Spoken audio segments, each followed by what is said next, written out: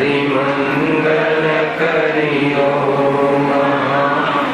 ग्रंथ करण को का जाते मिले समाज सब पावे निज पद जे निज भाव सदा सुखन निज नो करो प्रकाश देवं विधि भव दुख करी करे छे सत्तान।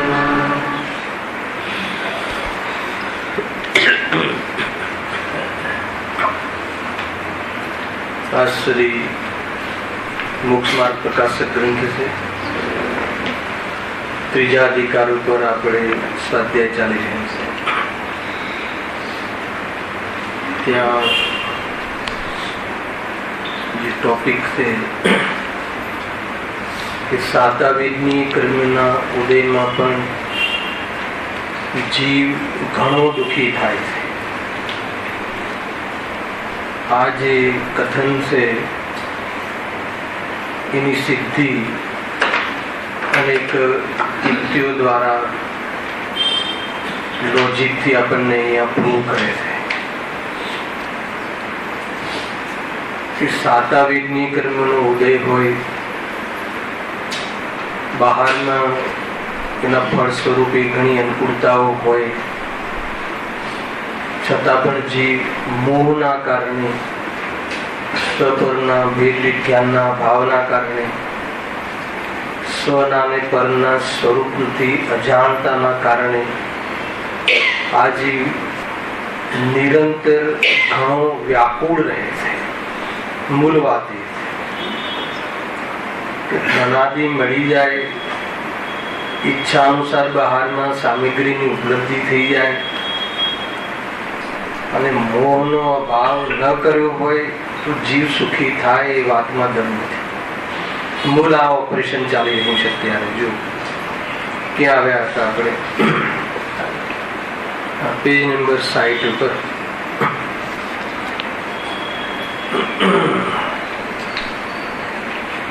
છેલ્લા 3-4 પેરેગ્રાફ જે 60 નંબરના જે 3 પેરેગ્રાફ છે એમાં આની સિદ્ધિ કરી હતી।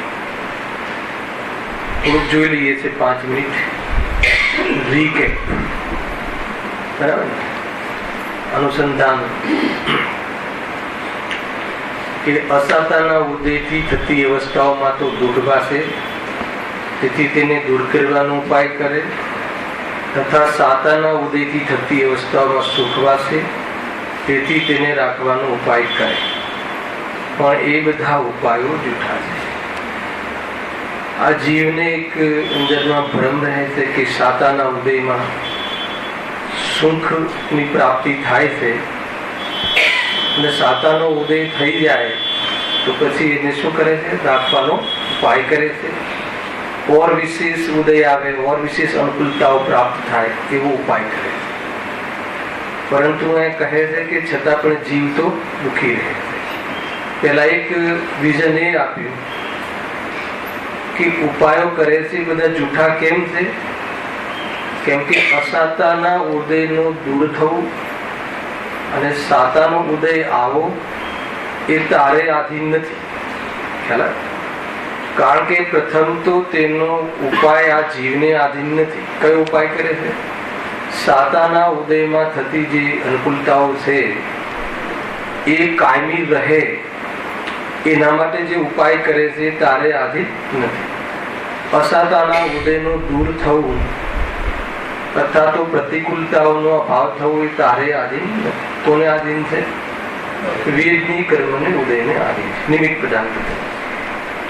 એનું એક રીઝન આપ્યું, એનું એક લોજિક આપ્યું। હર પેરેગ્રાફમાં લોજિક છે, થઈ ગઈ છે ચર્ચા, આપણે ઝડપથી જોઈ લઈએ છીએ। કારણ કે અસાતા મટાડવા માટે અને સાતાની પ્રાપ્તિ અર્થે તો સર્વ જીવો પ્રયત્ન કરી રહ્યા છે, છતાં કોઈને થોડો પ્રયત્ન કરવા વા પ્રયત્ન કર્યા વિના પણ કાર્યસિદ્ધિ થઈ જાય છે અને કોઈને ઘણો પ્રયત્ન કરવા છતાં પણ કાર્યસિદ્ધિ થતી નથી। તેથી જણાય છે કે એનો ઉપાય આ જીવને આધીન નથી। આ મૂળ સિદ્ધાંતો છે, આપણે વાંચી લઈએ કે બહારમાં તને કાયમી ધનની પ્રાપ્તિ રહે એવી ને એવી અવસ્થા રહે તો કે એના માટે તું પ્રયાસ કરે, એના માટે કઈ બી પ્રકારના ઉપાયો કરે, તો એ કોઈ તારે આધીન નથી. સાતાનો ઉદય હોય તો એ પરિસ્થિતિ બની રહે છે, અસાતાનો ઉદય આવે તો એ પરિસ્થિતિ રહેતી નથી. હવે એક ઓર વિઝન આપે છે, વળી કદાચિત એ બધા ઉપાયો કરતા તેવો જ કોઈ ઉદય આવે તો અલ્પકાળ કિંચિત કોઈ પ્રકારે અસાતાનું કાળ મટે અથવા સાતાનું કાળ પ્રાપ્ત થાય, ત્યાં પણ મોહના સદભાવથી તેને ભોગવવાની ઈચ્છા વડે વ્યાકુળ જ રહે છે. ટોપિક કયો ચાલે છે કે સાતા વિજ્ઞ કર્મનો ઉદય હોય તો પણ જીવ મોહના ઉદયથી ઘણો વ્યાકુળ રહે છે.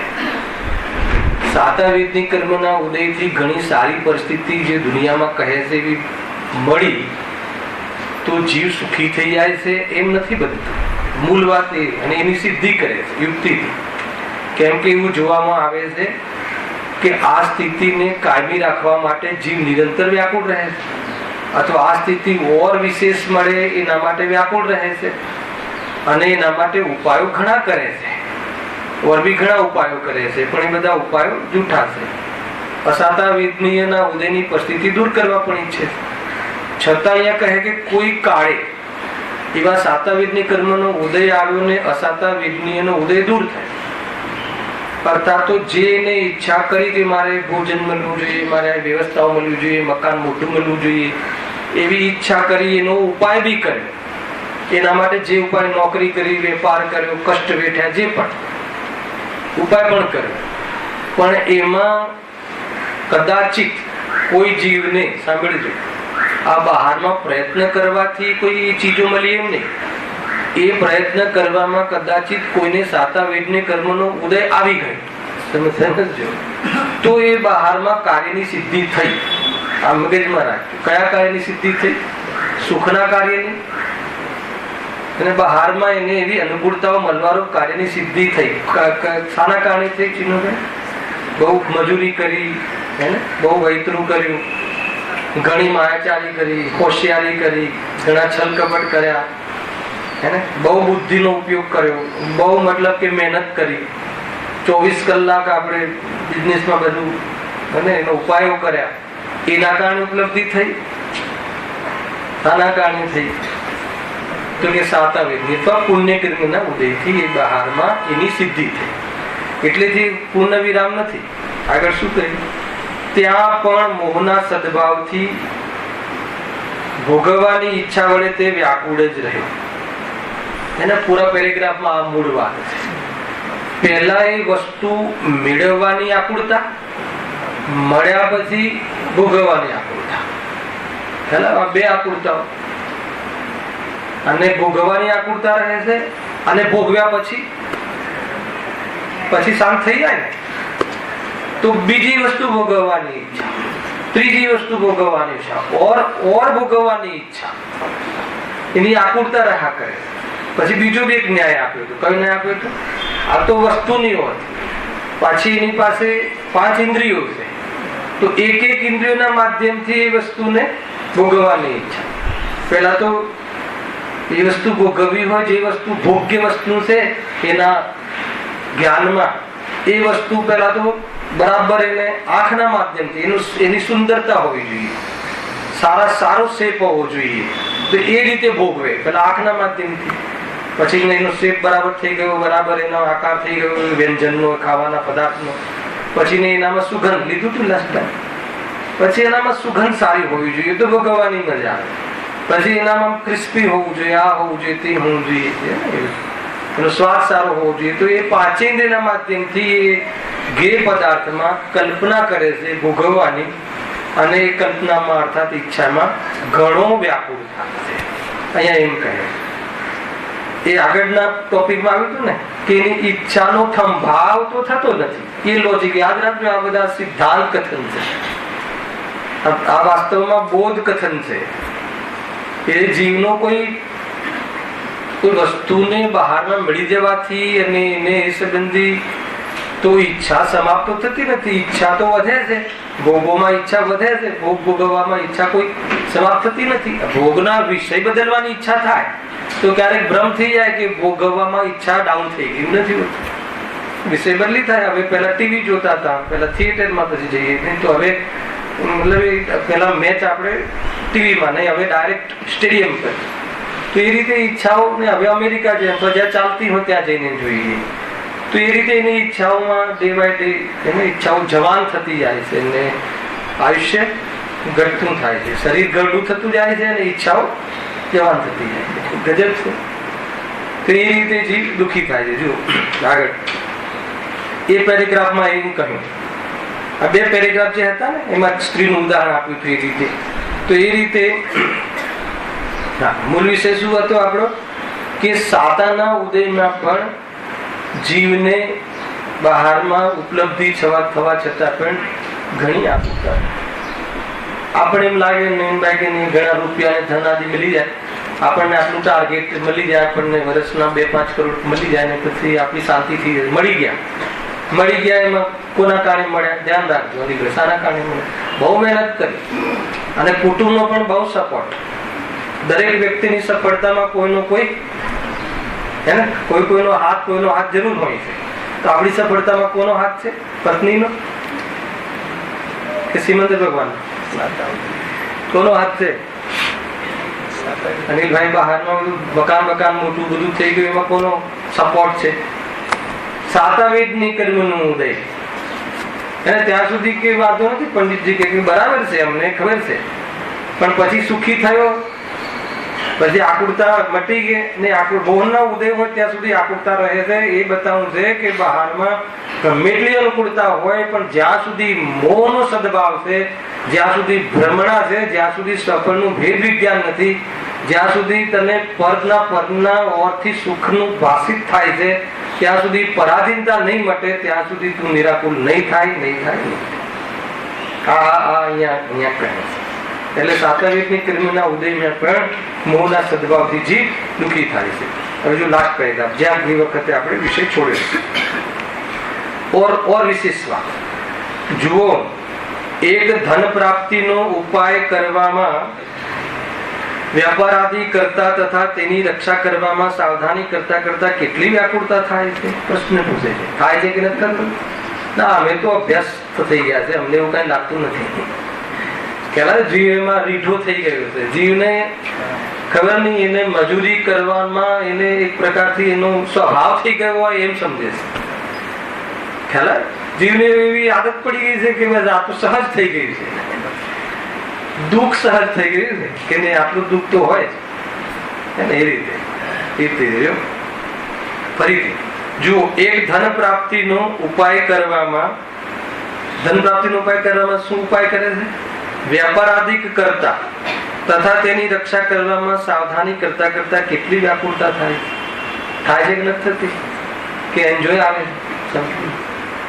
શું લાગે છે? વેપાર આદિ અને ધનની રક્ષા અને બિઝનેસને વધારવા, એના ડેવલપમેન્ટમાં, અને ડેવલપ થઈ ગયું હોય તો એને સુરક્ષિત કરવામાં આનંદ આવે છે કે આકુરતા થાય? પહેલા એ નક્કી કરો. એમાં ઘણી આકુરતા થાય છે. જીવ નિરંતર પરેશાન થાય છે. એ રીતે કહેશાના કારણે પરેશાન થાય? સક્સેસ જાય તો પરેશાન ના થાય ને?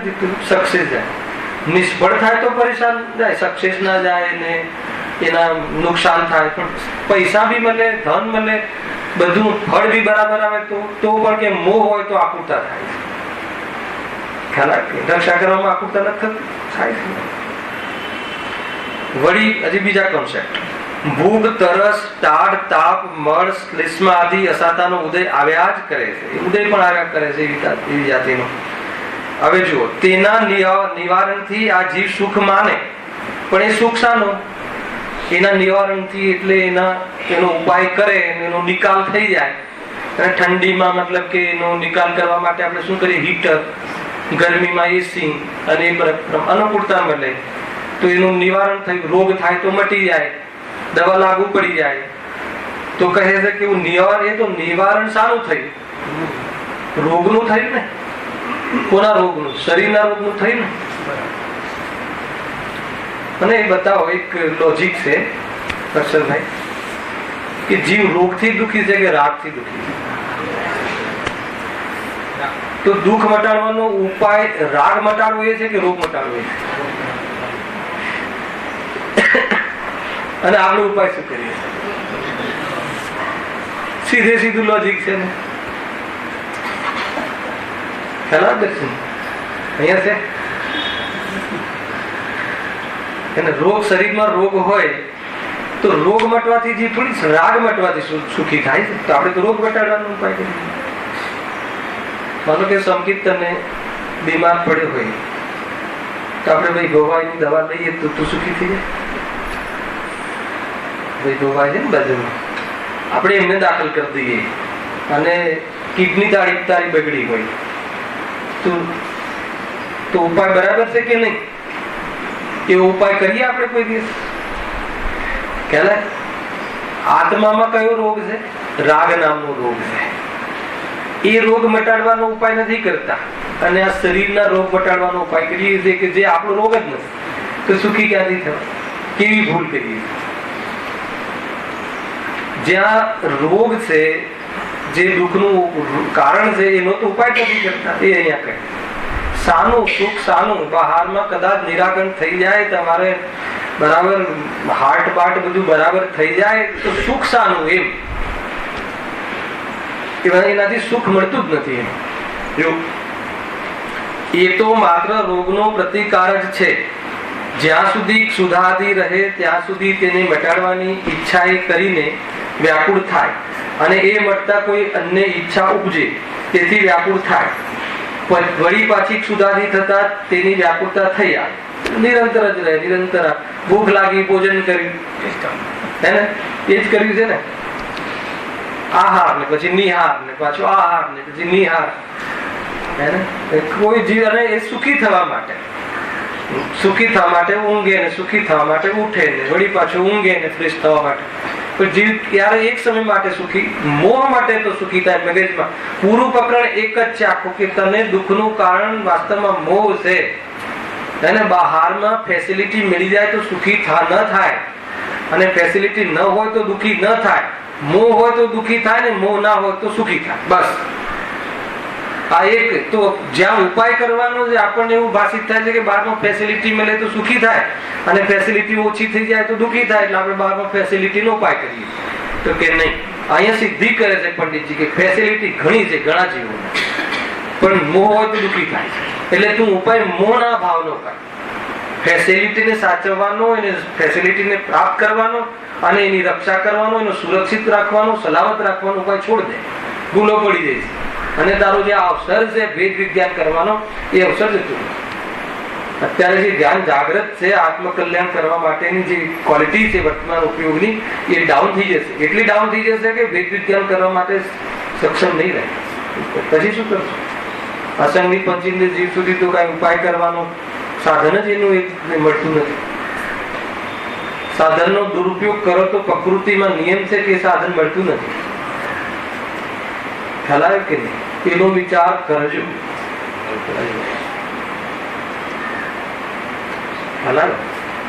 એ રીતે છે.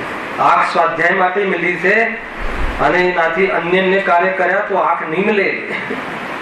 એમ કેવું?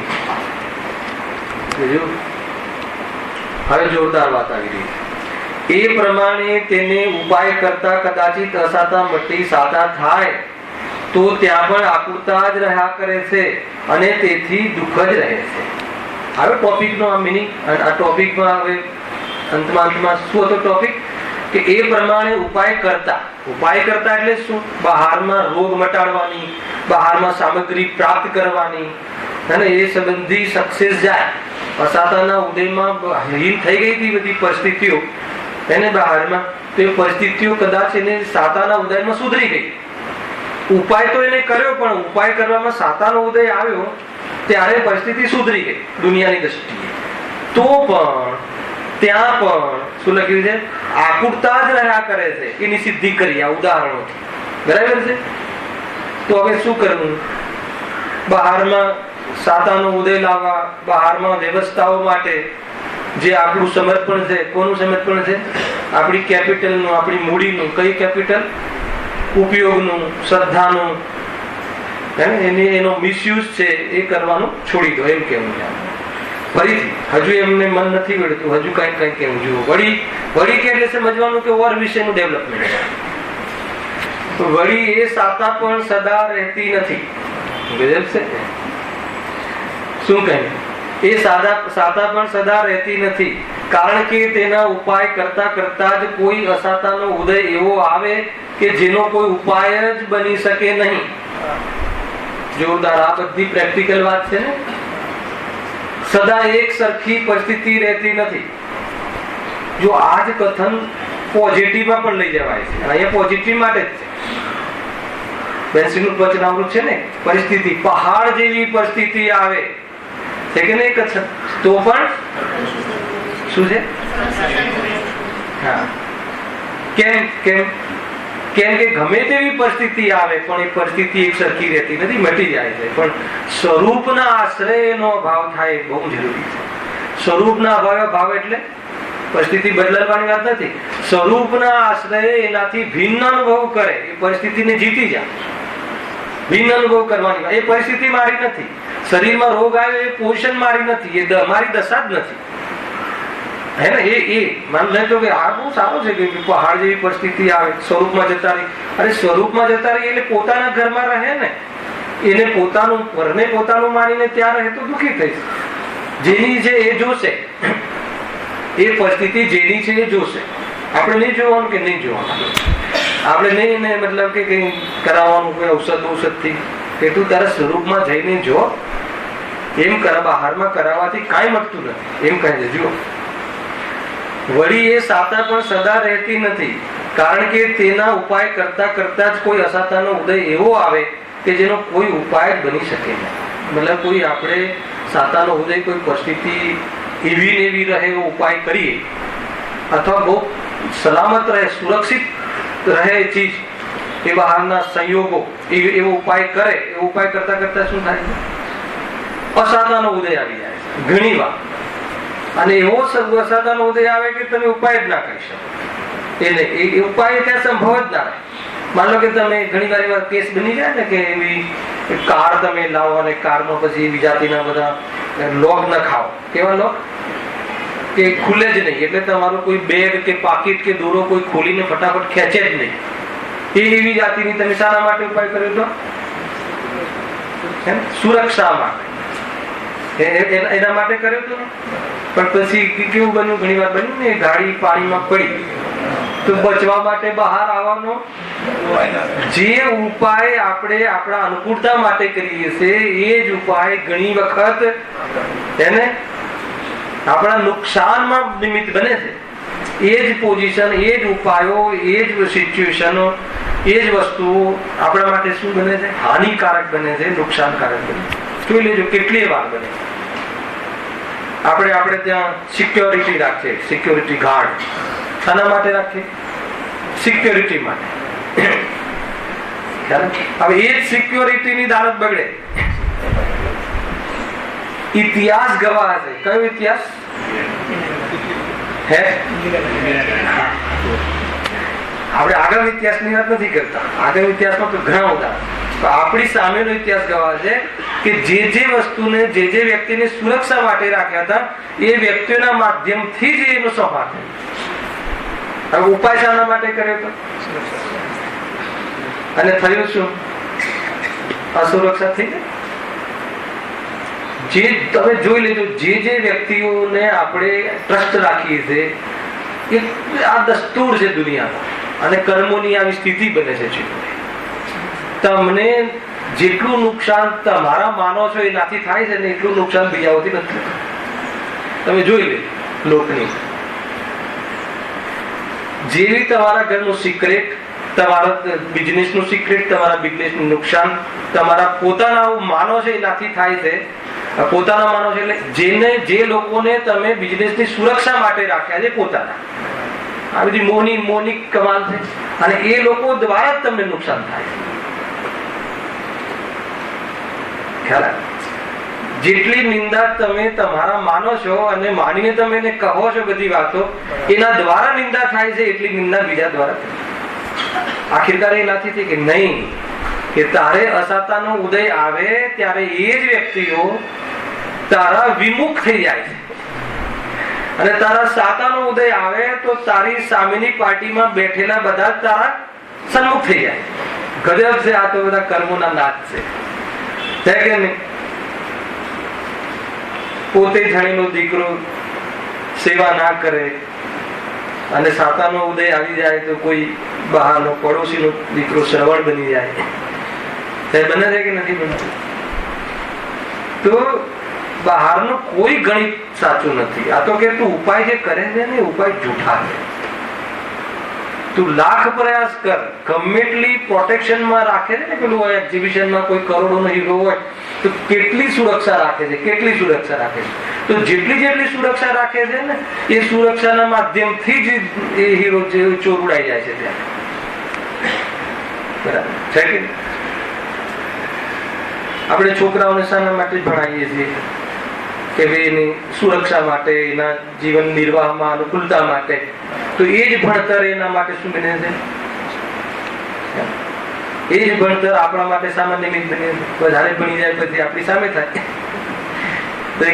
કોઈ વાતમાં દેખ્યું તમે તમારી દીકરીને મતલબ કે એની પર્સનાલિટી ડેવલપ કરો, એનું રૂપ ડેવલપ કરો, એની મતલબ કે એની કોમ્યુનિકેશનની એની જે છે એવી એની ડેવલપ કરો પર્સનાલિટી, તો એ જ વસ્તુઓ એના વાસ્તવમાં સીલની અસલામતીમાં નિમિત્ત બને છે કે નથી? એ જ પછી વધુ પડતું મળવાના અવસરો ઉભા થાય છે, અને બહારમાં પછી શું થાય છે? એ જ રૂપ એના માટે હે ને નુકસાનકારક બને છે. તો જેટલા તમે ઉપાયો કરો, જેટલા તમે ઉપાયો કરો એ લખી દો. કારણ કે તેના ઉપાય કરતા કરતા જ કોઈ અસાતાનો ઉદય એવો આવે કે જેનો કોઈ ઉપાય જ બની શકે નહીં. પાપના ઉદયમાં એ બધા જ નિમિત્તો જે તેને અનુકૂળ ભાસતા હતા એ બધા પ્રતિકૂળ ભાસતા એ કાર્યના વિરોધમાં કામ કરતા થઈ ગયા છે. એમાં કોનો દોષ? કોનો? આપણા કર્મનો. તો કર્મનો દોષ ને આખિરકાર તો કે કર્મનો દોષ કેમ? એવા કર્મ કેમ આવ્યા? કેમ કમાયા એવા કર્મ? તો કે એવા ભાવ કર્યા.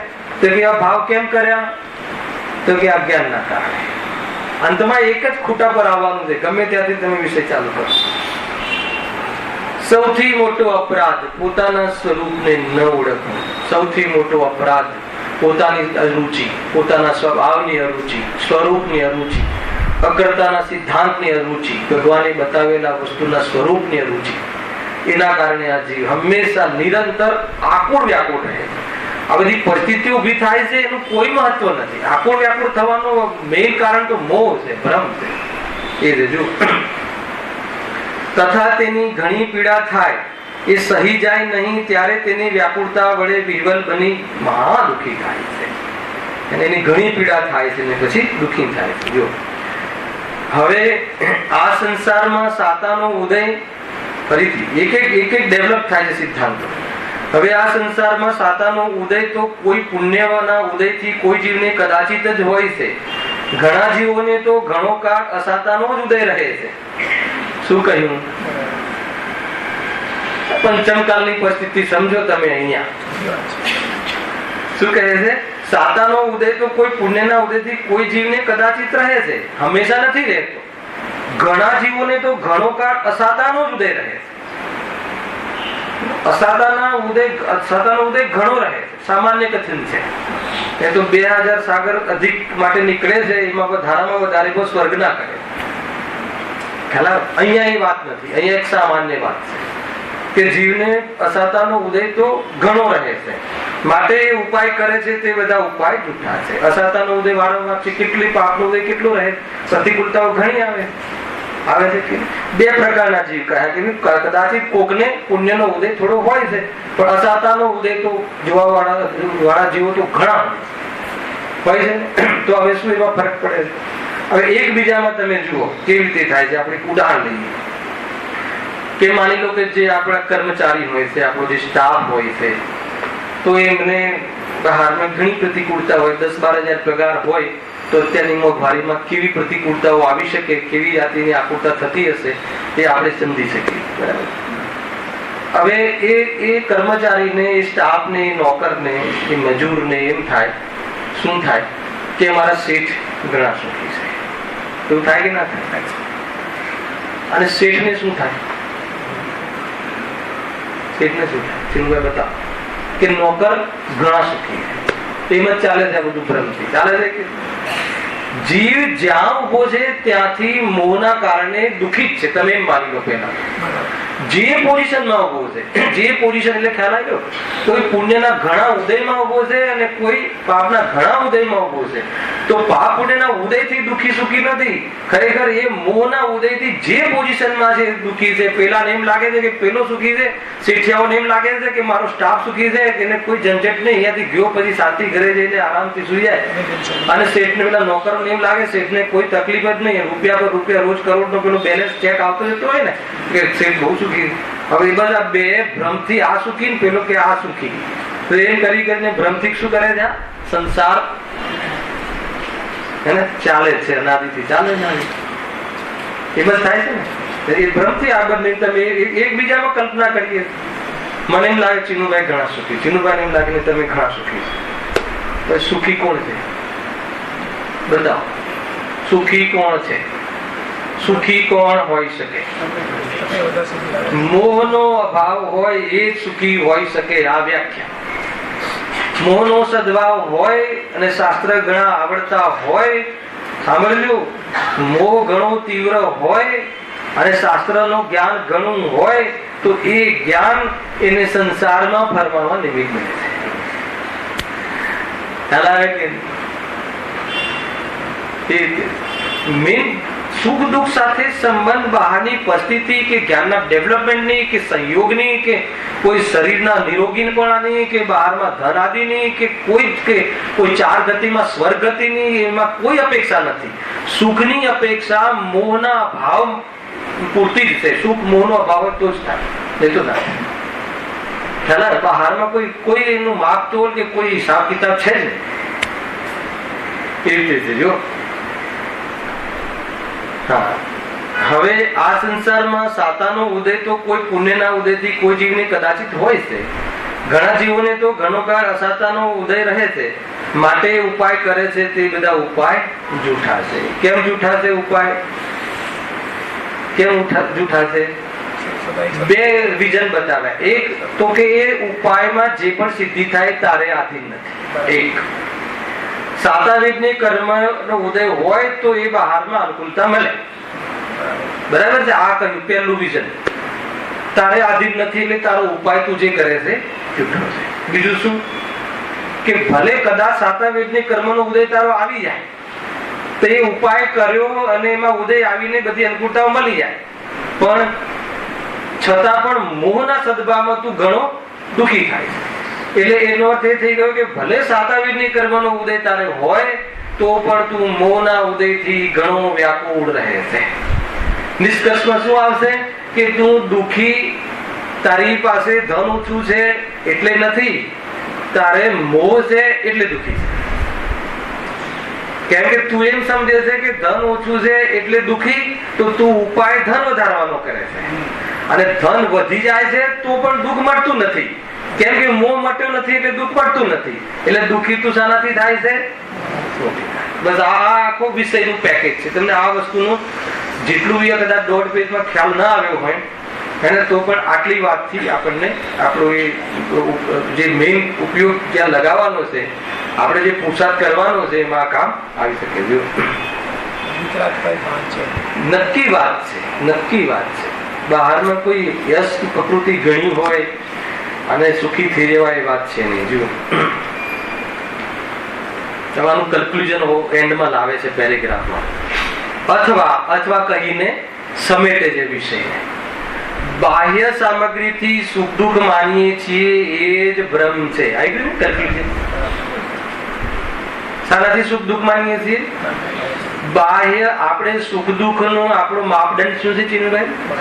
આપણે કોઈ જીવને દુઃખી કઈ રીતે કહીએ કે આ જીવ બહુ દુઃખી છે, એ કઈ દ્રષ્ટિથી કહીએ છીએ કે એને સામગ્રી ઘણી ઓછી છે, ઇજ્જત પણ નથી, સામગ્રી પણ નથી, જ્ઞાન પણ ઓછું છે, બધી રીતે.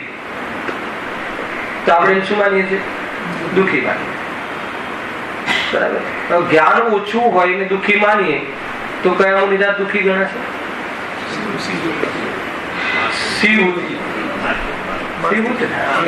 નમોકાર મંત્ર યાદ નતા રહેતા અને આત્મામાં એકત્વ બુદ્ધિ, સ્વરૂપમાં એકત્વ બુદ્ધિ આવે છે.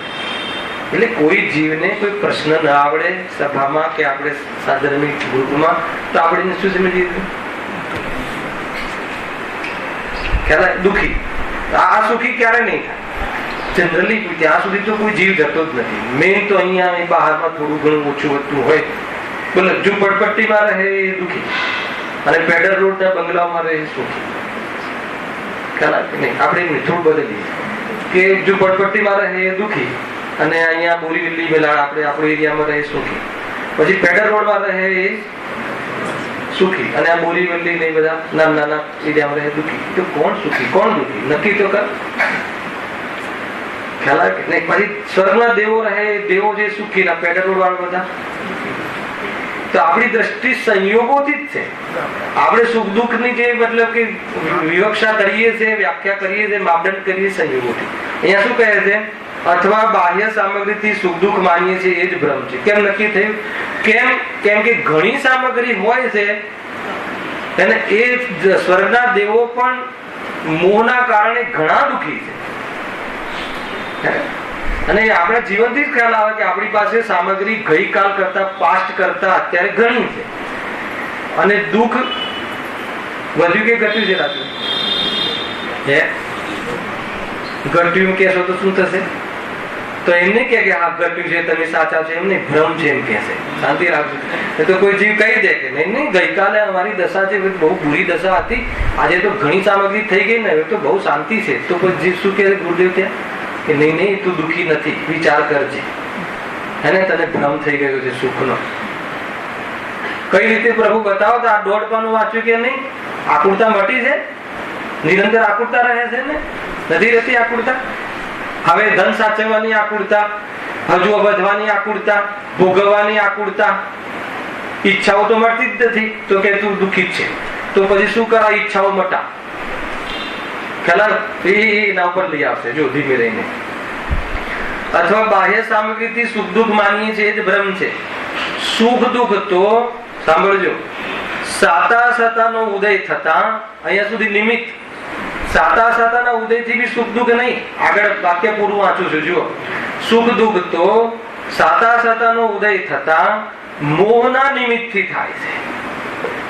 શું કહ્યું? સુખ દુઃખ સાતા સાતાના ઉદયથી પણ નથી. સાતાના ઉદયમાં સુખી અને અસાતાના ઉદયમાં દુઃખી એમ બી નહીં.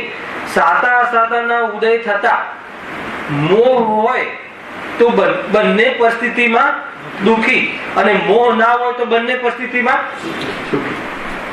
એક ઉદાહરણ આપો કે જે અસાતાના ઉદયમાં પણ મજામાં આવે અને એક ઉદાહરણ આપો કે જે સાતાના ઉદયમાં પણ બહુ દુઃખી હોય.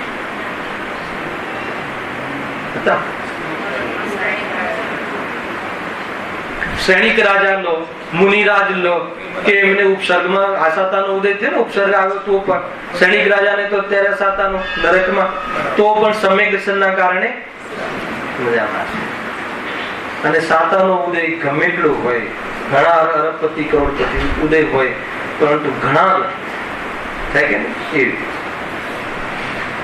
અહીંયા લખ્યું છે. એટલે જો ઉદાહરણ બહુ સરસ આપ્યું છે. સુખ દુઃખ નું કારણ કોણ છે? દરેક ને એક એક વારાફરતી બોલાવવું જોઈએ, યાદ રહેવું જોઈએ. સુખ દુઃખ નું કારણ કોણ છે? મોહ. આ મોહ કોણ છે? મોહ શું છે?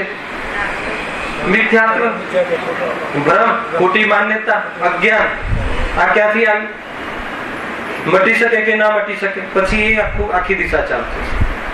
આના કારણે છે અને મટી શકે છે અને દૂર થઈ શકે અને એને દૂર કરવામાં કોઈની જરૂર નહીં, સ્વયં દૂર કરી શકે.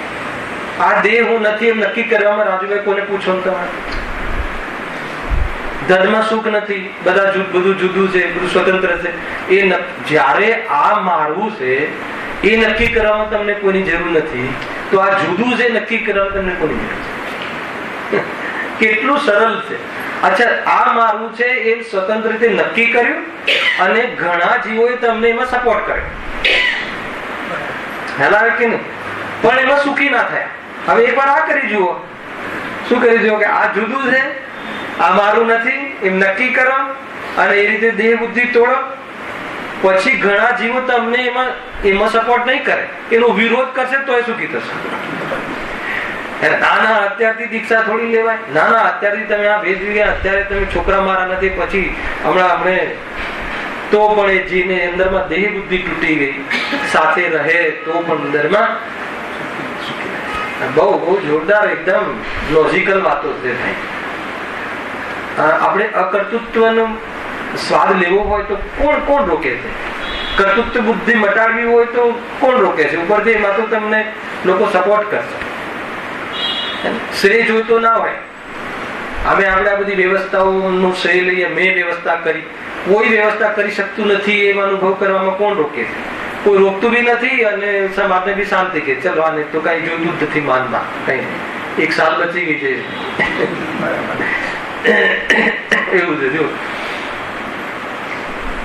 અહીંયા ઉદાહરણ આપણે પ્રત્યક્ષ જોઈએ છીએ કે શું શાનો નિર્ણય થઈ ગયો? સામગ્રીથી સુખ દુઃખ નથી, મોહથી સુખ દુઃખ છે, મોહ સાથે સુખ દુઃખ નો સંબંધ છે, એની સિદ્ધિ. એના માટે એક ઉદાહરણ આપણે પ્રત્યક્ષ જોઈએ છીએ કે શું જોઈએ છીએ? એક લક્ષાધિપતિ 1000 રૂપિયાનું નુકસાન થતા દુઃખી થાય છે, તથા 100 રૂપિયાની મૂડી વાળો 1000 રૂપિયા થતા સુખ માને છે. બરાબર? હવે બાહ્ય સામગ્રી તો પેલા લક્ષાધિપતિ પાસે આના કરતા 99 ગણી વધારે છે. બરાબર? પણ એ લક્ષાધિપતિને અધિક ધનની ઈચ્છા છે તો તે દુઃખી જ છે. ત્યાં તો 100 રૂપિયાની મૂડી વાળાને સંતોષ છે તો તે સુખી છે. અહીંયા સુધી એક ઉદાહરણ. અહીંયા ખ્યાલ આવ્યો છે ને? એ વખતે લખપતિ બહુ મોટો કહેવાતો હશે, એટલે 1 લાખમાં કેટલા હજાર આવે? 100,000. બરાબર? એમાંથી 1000 રૂપિયાને પડી ગયા, નુકસાન થઈ ગયું, તો 99,000 રૂપિયા એની પાસે છે. બરાબર? એક વ્યક્તિ એવો છે કે એની પાસે 100 રૂપિયા છે, હવે 1000 રૂપિયાનો ફાયદો થાય છે તો એ ઘણો સુખી થાય છે. બહુ આનંદ, જાણે કે એને કોઈ મોટી લોટરી લાગી ગઈ હોય, બહુ ખુશ થાય. તો 1000 રૂપિયાથી જો સુખી થવાતું હોય તો ઓલો 99,000 છે તો એ 99 ગણો સુખી થવું જોઈએ. લોજિક તો એમ કે છે, પણ એને 1000 ગયો એનું દુઃખ ઘણું છે. તો એની દ્રષ્ટિ 1000 કહીએ એના ઉપર છે, 99,000 જે છે ને એના ઉપર એની દ્રષ્ટિ છે. અથવા ખરેખર એ તો બીજી વાત છે. અહીંયા આ વાત છે કે 99 ગણિત તો એમ કે છે, લોજિક તો એમ કે છે કે આને 99 ગણું સુખ થવું જોઈએ. તો ન 1000 રૂપિયા ગયા છે એટલે દુઃખી છે, કે ન પેલો 1000 આવ્યા છે એટલે સુખી છે? ખ્યાલ આવે કે નહીં? તો શાના કારણે દુઃખી છે? મોહના. મારા 1000 ગયા એનું દુઃખ છે અને આ મને 1000 મળ્યા એનું આને સુખ છે એમ માને છે. ખ્યાલ આવે કે નહીં? ખરેખર તો એ પણ સુખાભાસરૂપ એને દુઃખ જ છે. 1000 મળ્યા છે એને પણ એનાથી કઈ સુખી નથી. ઘણા જીવોને ઘણું બધું ધન હોય છે છતાં બી કોઈ ટેન્ડર પાસ ના થયું માની લો ચિંતી, બરાબર? તો કઈ ગયું નથી તો એ મતલબ દુઃખી થાય. એનાથી ને કઈ ફરક પડતો એને નહીં, 7 પેઢીનો ફરક પડતો નથી તો એ દુઃખી થાય. સામગ્રી તો ગણી છે તો કેમ દુઃખી રહે છે કે નહીં? ઓલો મારા હાથમાંથી ચાલુ ગયું, ઓલું ટેન્ડર મારા હાથ, દુઃખી થાય. એટલે અહીંયા સિદ્ધિ એ થાય છે કે કોઈ સામગ્રી અનઇવન હોય, અનઇવન તો અનઇવન માં બી ઘણી ઓછી હોય છે, એને એ સુખી કેમ થયું? અહીંયા સુખી કેમ બતાવ્યું છે? એને સંતોષ છે એટલે સુખી છે. અને આને 99,000 છે, 1000 જ ગયા છે પણ સંતોષ નથી એટલે ખ્યાલ આવે? એમાં એ લોજિક લીધું છે. પહેલા ઉદાહરણ, 2 ઉદાહરણ છે, એકમાં ઇક્વલ સામગ્રીમાં પણ અને એકમાં અનઇવન સામગ્રીમાં. એકને સામગ્રી ઘણી ઓછી છે, 1000 રૂપિયા છે તો સંતોષ છે. હવે સંતોષ ક્યાંથી આવે? તત્વ જ્ઞાન વગર સંતોષ ન આવે. આ મૂળ વાત, આ તો ઉદાહરણ છે. ત્યાં પણ જે એને કોઈ તત્વ જ્ઞાન નથી પણ સંતોષ થઈ ગયો તો સુખી. એને સંતોષ બસ મારે બહુ છે. ઘણા જીવો એટલે થોડીક સામગ્રી હોય તો સંતોષી હોય તો હાય હોય ના હોય, અને જેને બહુ હોય તો પણ ઉથલદળા ચાલુ જ હોય, દુઃખી જ હોય. તો અહીંયા કહે છે કે એ તારો જે સિદ્ધાંત તે બનાવ્યો છે કે સામગ્રી બહુ હોય તો સુખી, એ વાત પર ચોકડી વાત. સંતોષ હોય તો સંતોષ નર સદા સુખી, લોકમાં પણ કહે છે કે જ્યાં સંતોષ આવી ગયો. અને સંતોષ ક્યારે આવે? સંતોષ ત્યારે આવે કે જ્યારે પોતાને પરિપૂર્ણ દેખે અને પરને પરિપૂર્ણ દેખે. મૂળ વાત વેદ વિજ્ઞાન. ત્યાં સુધી સંતોષ ના. સાચો સંતોષ ત્યારે આવે, સમ્યક સંતોષ ત્યારે આવે. સમજમાં આવી વાત? અહીંયા જે સંતોષ છે એ થોડી એની કસાય ડાયલ્યુટ થાય છે, એટલું છે. હવે આગળ જો એને વિષય ચૂકવો ના જોઈએ. અહીંયા શું નક્કી કરી રહ્યા છે કે સામગ્રીથી સુખ દુઃખ નથી, મોહથી જ સુખ દુઃખ છે. એમ જો આગળ, વળી સમાન વસ્તુ મળવા છતાં પણ ત્યાં કોઈ સુખ માને છે તથા કોઈ દુઃખ માને છે. હજી એનું ઉદાહરણ આ એક લોજિક આપણા સિદ્ધાંત બતાવી નહીં થાય. સમાન સામગ્રી મળવા છતાં પણ કોઈ સુખી થાય છે ને કોઈ દુઃખી થાય છે. જેમ કે ઉદાહરણ આપ્યું છે, કોઈને જાડું વસ્ત્ર મળવું દુઃખદારી થાય છે, ત્યારે કોઈને સુખકારી થાય છે. એનો જ શું કે માની લો કે કોઈ મોટું ટોપ વસ્ત્ર, ટોપ સાડી આપણે ઘરમાં, મતલબ કે કોઈ તહેવાર છે કે કોઈ મતલબ કે પ્રસંગ છે, બરાબર. હવે આપણે ઘરમાં 10 મેમ્બર છે, બધી ઘણી દેરાણીઓ છે, જેઠાણીઓ છે, સાસુ છે. હવે તમે 10 સાડી એક જ જાતની, એક જ ક્વોલિટીની, એક જ કિંમતની લાવે અને 10 જણને તમે આપે, તો સરખી આપી છે ને, તો બધાને સરખું સુખ થવું જોઈએ ને, સરખો આનંદ આવવો જોઈએ ને. તો શું થાય? એમાં સૌથી પહેલા જેઠાણી બોલે. શું બોલે? તમને બતાવો. શું બોલે? કે આ પ્રસંગમાં સૌથી વધારે કામ તો મેં કરીશ. અને એ જે દિયરનું લગ્ન છે એને તો 15 વર્ષથી કે 10 વર્ષથી દીકરાની જેમ મેં મોટો કર્યો. ખ્યાલ? તો મને જે સાડી મળવી જોઈએ બીજી વહુઓ કરતા કેવી મળવી જોઈએ? બરાબર છે? તો એ સંતુષ્ટ થાય જ નહીં. એ દાવો કરે છે કે મને ઊંચું મળવું જોઈએ. પેલી બીજી વ્યક્તિને મારા સમાન ચીજ મળી છે એની અદેખાઈ આવે છે. એને મારાથી ઓછી મળવી જોઈએ, મને વધારે મળવી જોઈએ. સમાન મળવા છતાં પણ મોહના કારણે જીવ દુખી જ થાય છે. સરખું વેચી આપો ને નહીં થાય બધાને, ગિરીશભાઈ ને નીલભાઈ ને. પણ મોહ હશે તો દુખી થશે. પપ્પાએ મારી જોડે આ પક્ષપાત કર્યો અને એના ફ્લેટની કિંમત એ વખતે આટલી હતી. અરે પણ આ મોટો દીકરો છે, તમને અહીંયા મુંબઈ લઈ આવ્યો તો એને 10 તોલા એના ભાગમાં વધારે જાય તો તને શું પ્રોબ્લેમ છે? એ વખતે સજ્જન જીવ હોય, પપ્પાની સામે ના બોલી શકે, પણ પછી પૂરા સમાજમાં 10 તોલા વધારે આપી દીધું, 10 તોલા વધારે આપી દીધું. આ શું છે? તો વધારે આપી દીધું. સમાન આપો તો બી કેટલી બધું મેં ભોગ આપ્યો છે. અને 5 વર્ષ પત્નીથી દૂર રહ્યો, મુંબઈમાં ક્યાંક ફૂટપાથ પર પડી રહ્યો, નાની ખોલીમાં રહ્યો, અને પછી એક ભાઈને લાઈને સેટ કર્યા અને મને બધાને સરખું આપવાનું. કોઈ વધારો નહીં અમારે થાય છે કે નથી થતું? તો આના કારણે સમાન સામગ્રી હોવા છતાં પણ જીવ મોહના કારણે દુખી, આકુળ વ્યાકુળ ઘણો રહે છે. અને એવા વેરના બીજ વાવે છે કે કમઠ અને પારસનાથની જેમ ભવ એ વેર પાસે ચાલ્યા જ રાખે. આ એકાદ ભવની વાત નથી રાખતી, સમજ આવે છે?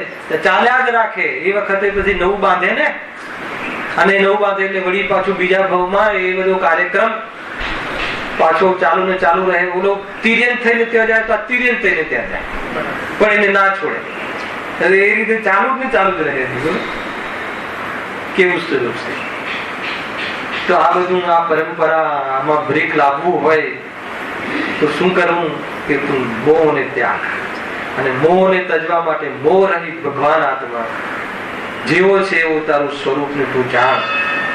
અને રાગ તારું એ સુખનું કારણ નથી એ માન. બસ એક જ વાત. પછી એના ઉપર લઈ આવશે, ધીરે રહી જો. બરાબર છે? જેમ કોઈ જાડું વસ્ત્ર મળવું દુઃખકારી થાય છે, ત્યારે કોઈને સુખકારી થાય છે. બરાબર છે? આ તો ખ્યાલમાં આવે છે. શરીરમાં ભૂખ વગેરે પીડાવા બાહ્ય ઈષ્ટનો વિયોગ. સાંભળો, જોરદાર એક લોજિક પંડિતજી વિચાર્યું છે. શરીરમાં ભૂખ વગેરે પીડા બાહ્ય ઈષ્ટનો વિયોગ, ઈષ્ટનો વિયોગ ગમતી વસ્તુનો વિયોગ, અને અનિષ્ટ ન ગમતીનો સંયોગ રોગ આદિનો થતા કોઈને ઘણું દુઃખ થાય છે તથા કોઈને થોડું દુઃખ થાય છે. શું લોજિક આપે છે? જય પકડમાં આવે કે શું કહ્યું કે શરીરમાં માનો કે ભૂખ લાગી, આપણને અત્યારે હવે બે પ્રવચન સાંભળ્યા પછી ભૂખ તો લાગે ને જોરદાર. અંદરમાં પીડા થાય છે, ભૂખ લાગે, છતાં દુઃખમાં અંતર હોય છે. કોઈને ઓછી આકુરતા થાય છે, કોઈને વધારે આકુરતા. કેમ? ભૂખ તો બરાબર લાગી છે બંનેને, જોરદાર 4 કલાકથી બે ભૂખ્યા છે. તો કોકને તો એમ ઉછળપાટ કરે કે પહેલા આપી દો મને નાસ્તો, પછી બીજાને. હે હાલ તો કેમ? એમ કે એ લખ્યું ને, અથવા જેમ કે કોઈને ઈષ્ટનો વિયોગ થાય, અનિષ્ટનો યોગ થાય, મતલબ કે કોઈને ધન પ્રિય છે દરેકને, એ જતું રહે, તો કોઈને ઘણું ઓછું દુઃખ. અરે 10 રૂપિયા જતા ઘણી આકુરતા થાય, અને કોઈને 1000 રૂપિયા જાય તો ઓછી આકુરતા થાય ને. કેમ? મોહના કારણે. ક્વોન્ટિટીમાં પૈસા ગયા એની સાથે દુઃખને સંબંધ નથી, મોહ કેટલો છે એની સાથે દુઃખને સંબંધ. સમજમાં આવે છે કે નહીં? કોઈને કરોડ રૂપિયા જતા રહ્યા તો એને વધારે દુઃખ થવું જોઈએ, અને તારે તો 100 જ રૂપિયા ગયા છે તને ઓછું દુઃખ થવું જોઈએ, એ માપ નથી. કરોડ રૂપિયા વાળાને મોહ ઓછો હશે તો દુઃખ ઓછું થશે, અને 100 રૂપિયા વાળાને મોહ ઘણો હશે, એટેચમેન્ટ ઘણી હશે તો દુઃખ ઘણું થશે. બસ આ એક જ. હરેક ઉદાહરણમાંથી શું ખેંચે છે? નિષ્કર્ષમાં મોહ ઘણો હોય, મોહ હોય તો જીવ દુઃખી થાય. શું કહે છે? માટે સામગ્રીને આધીન સુખ દુઃખ નથી, પણ સાતા અસાતાનો ઉદય થતા મોહ પરિણામોના નિમિત્તથી સુખ દુઃખ માને છે. સુખ દુઃખ માને છે એટલે એનાથી સુખ દુઃખ થાય છે. હવે એક જોરદાર પ્રશ્ન છે, બહુ સુંદર પ્રશ્ન છે. જુઓ, વાત વિષય એટલો આગળ વધારે છે પંડિતજી, આમ તો પૂરું થવા આવ્યું પણ આ પ્રશ્ન બહુ જોરદાર છે. બાહ્ય સામગ્રી માટે તો તમે કહો છો એમ જ છે, સ્વીકારી લીધું. શું થાય? હવે બીજો પક્ષ રજૂ કરવો છે, તમે વિચાર નહીં કરી શકો એવા પક્ષ મૂકી દે રાજેશભાઈ. જો ચલો ઠીક છે, બાહ્ય સામગ્રી માટે તો તમે કહો છો એમ જ છે. એમ જ છે એટલે શું? ઠીક છે, બહારમાં નાનું ઘર મળ્યું તો એમાં સંતોષ રાખી દઈશું, એમાં એમ કરીને સુખી થઈ જશું. જે મળ્યું જે આપણા નસીબમાં છે એમ માનીને અમે સુખી થઈ ગયા, એમ માનીને આકુરતા ઓછી કરીશું. એમાં તો સંતોષ થઈ શકે છે, પણ પરંતુ શરીરમાં પીડા થતા જીવ દુઃખી થાય છે, તથા પીડા ન થતા સુખી થાય છે. હવે એ તો શરીરની અવસ્થાને આધીન સુખ દુઃખ છે. ચાલો માનો કે તમે કોઈને અનિલભાઈ હોસ્પિટલમાં મળવા જાઓ, દવાખાને, તો એ શું કહે છે કે રૂપિયા ના હોય તો માની લઈએ કે ચલો નથી, અને દીકરો આપણા આજ્ઞામાં નથી એમાં બી સંતોષ કરી લઈએ, કઈ વાંધો નહીં, કોઈ પ્રોબ્લેમ નથી. પણ આ શરીરમાં દુઃખ થાય છે એનું શું? ત્યાં કઈ રીતે સંતોષ કરીએ?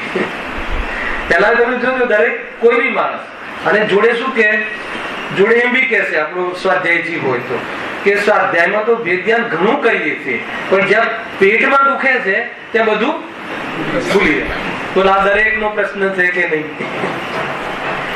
એટલા માટે શરીરની જે પીડા થાય એ અવસ્થામાં તો અમે પીડા સુખ દુઃખ નું કારણ છે એ અમે માનીએ છીએ. એમાં તમે અમને અમે ખરા છે એમ કહી દો આજે, એમ કેવું છે. સમજમાં આવે છે શું મતલબ? લોજિક છે, ક્યાંથી પ્રશ્ન ખેંચે છે, બરાબર છે? પ્રશ્ન સમજમાં આવે કે નહીં? ગુરુદેવ પ્રશ્ન માટે એક આખું પ્રવચન ચલાવે. પ્રશ્ન ખબર પડી કે નહીં એમ પૂછે. જે અહીંયા મતલબ અહીંયા તર્ક મૂક્યો છે બરાબર, લોજિક થી મૂક્યો છે કે નહીં? વાત તો બરાબર છે. માનો કે મને પેટમાં દુખે છે, મને માથું દુખે છે, મને મતલબ કોઈ તકલીફ થાય છે શરીરની અંદર, જે શરીરની અવસ્થાથી જે પીડા થાય છે એ સહન થતી નથી, ત્યાં તમે કહો ભાઈ સંતોષ રાખ, સંતોષ રાખ. તું સંતોષ કોણ રાખે? કેવી રીતે સંતોષ રાખો? તો એના માટે બી જવાબ જે આપે છે પંડિતજી, બહુ જોરદાર જવાબ આપે છે. ફોર્મ્યુલા એક જ છે. કઈ ફોર્મ્યુલા છે? મોહ ઘણો હોય તો તું દુઃખી થાય, મોહ ઘણો હોય તો પીડા થવા છતાં પણ દુઃખી નહીં થાય. એની સિદ્ધિ છે. મતલબ કે આ શરીરથી તને ઘણો પ્રેમ હશે તો, અરે એકદમ સામાન્ય રોગ હશે તો એ દુઃખી થઈશ. અરે કઈ નહીં થયું હોય, કઈ નહીં થયું હોય, કઈ તને કોઈ ખાલી કહી દેશે કે તમે દુબળા થઈ ગયા તો દુઃખી થઈ જશે. ખાલી ઓલા ફેક કરી એમ બસ વાત શું કરે કે જીતુભાઈ મળે તો વિષય તો આવો જોઈએ. શું વાત છે જીતુભાઈ, તમારી તબિયત આજકાલ નરમ રહે, કઈ આ ફીસ બેસી ગયો છે, કઈ વિષય તો છે, વિષય શું ભાઈ? આમ ચાલ્યા કરે છે જીવ, કઈ નો કઈ વિષય બનાવી રાખે. હા, અને પણ ખરેખર એવું થયું ના હોય તો પણ બસ જીવને એક આદત પડી ગઈ છે કે એને કંઈક મમરો મૂકી દો તો ચાલ્યા જ કરે, મમરાયા રાખે. ખરા કે પછી આખો દિવસ અરે જીતુભાઈ કીધું છે કે દુબળો થઈ ગયો કંઈક તો પણ દુઃખી થઈ ગયા. અને કોઈને ખ્યાલમાં આવે, આમ પ્રત્યક્ષમાં દેખાય કે નળી બ્લોક છે, ડોક્ટરે કહ્યું છે કે આ કેન્સર છે, છેલ્લા 2 કલાક જ બાકી છે, કઈ વાંધો નહીં, કોઈ વાંધો નહીં. એ શરીર આમે ક્યાં કોઈનું રહે છે, ક્યાં કોઈનું થયું છે, હું ક્યાં, એ મારું ક્યાં છે. તો એને ત્યાં મિથ્યાત્વ ડાઉન હોય, મોહ એનો ઢીલો હોય, તો એને પીડા ઘણી ઓછી થાય છે, સભાન રહે છે, એને આત્મકલ્યાણ કરવાનો અવસર ઓર ત્યાં પ્રદાન થાય છે. અને એવા કાલમાં ધ્યાનસ્થ થઈને સમ્યક દર્શન પ્રાપ્ત કરી શકે છે. અને દેહ મળવાનો એની જે પરંપરા હવે તૂટી ગઈ એવી, અથવા બહુ નહીં રહી, વિસ્તારથી ન રહી એવી જાતિનું પુરુષાર્થ કરે. આ બધું તમે વિચાર કર્યો. એટલા માટે કોને જીતવો છે? મોહને જીતવો છે. કોનો ભાવ કરવો છે કે મોહ. દુઃખનું કારણ જાણી લે. દુઃખનું કારણ બહારમાં કોઈ નથી. દુઃખનું કારણ પણ તારી એક સમયની પર્યાયમાં ભૂલ છે, એ છે. અને સુખનું કારણ તારી એક સમયની પર્યાય નહીં, તારી અનંતી પર્યાયમાં પ્રવાહ રૂપે ત્રિકાલી જાગતો જીવ ઉભો છે, એ છે. એક સમયની ભૂલની પર્યાયની પાછળ આખો પરમાત્મા છે. એમ કહે પર્યાયથી પાર, પર્યાયથી પાર, પર્યાયથી જ જોવાનું છે. પાછી ગજબ છે આ બધા. શું છે સિદ્ધાંતો? પર્યાયથી પાર એટલે ખબર છે તમને? હવે વાત નીકળી જ છે તો સમજવું છે ને. પર્યાયથી પાર એટલે શું? કે તું તને પર્યાય જેટલું નહીં જો, એનું નામ પર્યાય. તને આ એક સમયનું જે તારું આ જે કેરેક્ટર છે ને, એટલું તું નહીં જો. આ તો વેસ્ટ છે. આ તને કોઈ કર્મ આદિના મનુષ્ય આદિ વેસ્ટ છે. અને પરિણામમાં તને રાગ દ્વેષ આવ્યા છે, એને ટેમ્પરરી છે. તું એને તારું સ્વરૂપ નહીં જો, એનું નામ પર્યાયથી પાર. તો શું જોવું પ્રભુ?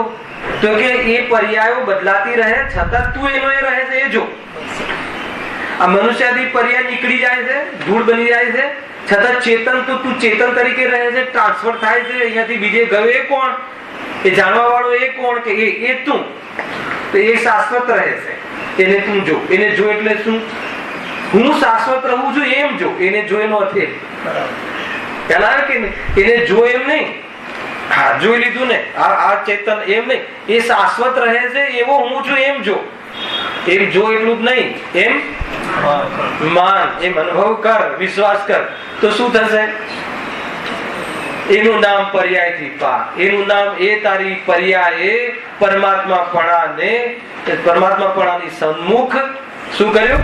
વેપાર કર્યો, એના સન્મુખ થઈ ગઈ એ પર્યાય. અર્થાત તો પર્યાય અને દ્રવ્યનો ભેદ ના રહ્યો. આખી આ રીતે અનુભૂતિની વાત છે. ઓર એનો પ્રશ્નનો જવાબ કાલે રાખીશું.